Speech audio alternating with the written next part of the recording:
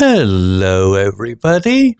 If you want to read all the stories in full, please go to www.steveuk.blog. Thank you. When you've listened to and read the story, if you liked it, please leave a meaningful comment with your thoughts and feelings about it.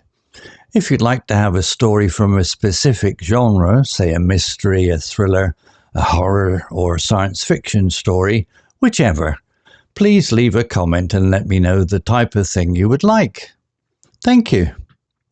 Short story 292, The Unexpected Guest. The rain hammered against the window panes, creating a constant rhythmic sound. Inside, Sarah sat by the fireplace, her nose buried in a book. She was engrossed in the story, the world outside completely forgotten. Suddenly, there was a knock at the door. She jumped, startled. Who could it be? She wondered, glancing at the clock. It was already past 8. Sarah carefully put down her book and went to open the door. A tall, thin man stood on the porch, drenched to the bone. His hair was plastered to his forehead, and water dripped from the end of his nose. "Excuse me," he said, his voice rough with a cold. "I'm lost. Could I possibly use your phone?" Sarah hesitated for a moment, then stepped back. "Of course," she said, feeling a pang of sympathy for the drenched stranger. Come in. You must be freezing." The man stepped inside, shaking the water from his coat. He took a deep breath, his face relaxing as he felt the warmth of the fire. "Thank you," he said. "I'm David. I'm driving to a conference in the city, but I took a wrong turn and ended up on this road. Now my car's stuck in the mud."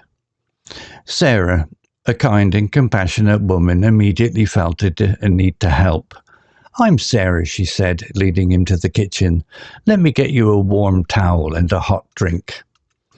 As David explained his predicament, Sarah listened patiently. He was a university professor, travelling to give a lecture on ancient civilizations. He was charming and witty, making Sarah laugh despite her initial apprehension about letting a stranger enter her home. While David made his call, Sarah prepared a cup of tea and some biscuits. As she placed them on the table, she noticed a small leather-bound book tucked inside David's coat pocket. "What's that?" she asked, pointing to the book. David smiled. "Oh, this," he said, retrieving the book. "This is a journal. It's where I write down my thoughts and observations about the places I visit."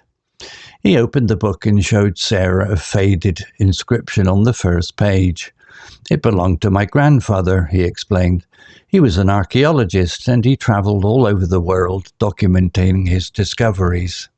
Sarah was intrigued. "That's amazing," she said. "May I see?" David handed her the journal.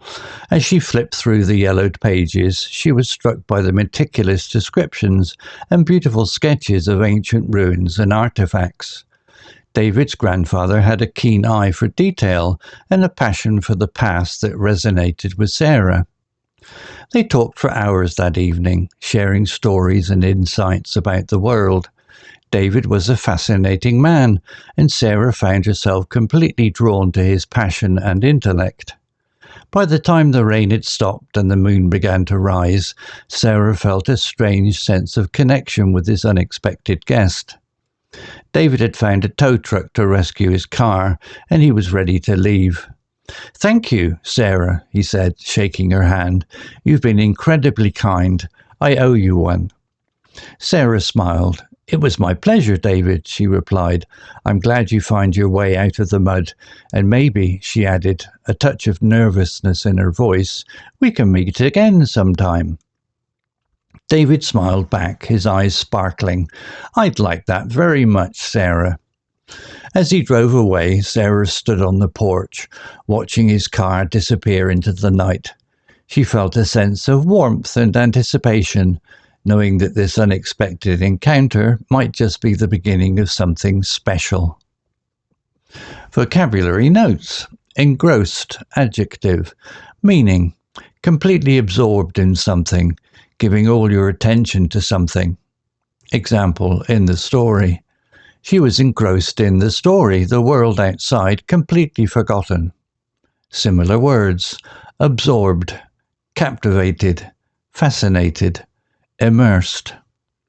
Hesitate, verb, meaning to pause before doing something because you are unsure or nervous. Example in the story. Sarah hesitated for a moment, then stepped back. Similar words. Waver, pause, falter, dither. Drenched, adjective, meaning completely soaked with water. Example in the story. A tall, thin man stood on the porch, drenched to the bone. Similar words. Soaked, saturated, dripping, waterlogged. Predicament, noun, meaning a difficult or unpleasant situation. Example in the story. As David explained his predicament, Sarah listened patiently. Similar words. Dilemma, problem, trouble, bind. Compassionate, adjective, meaning feeling or showing sympathy and concern for others. Example in the story. Sarah, a kind and compassionate woman, immediately felt a need to help. Similar words. Caring, empathetic, understanding, sympathetic. Intrigued, adjective, meaning feeling curious or interested. Example in the story. Sarah was intrigued.